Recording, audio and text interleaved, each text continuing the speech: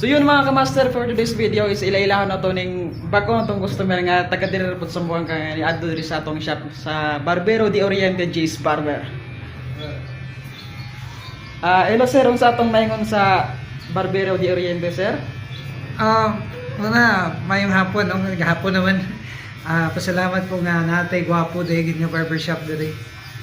Karong hapon nangita ko barbershop, puro puno man siya gud. Nya gisulayan ako ning barbershop nga gi-open diri lang doon sa Catholic Church sa Giwan. Unya pagsulod na ko diri, medyo alanganin pa ko pero pagkasulay na ko sa serbisyo din sulit kayo mga guys. Ani mo diri. Nindot ni nga barbershop kay limpyo unya bugnaw pa kayo ilang aircon din Wala, pasalamat ko sa tagiya dahil na. Salamat ka sir.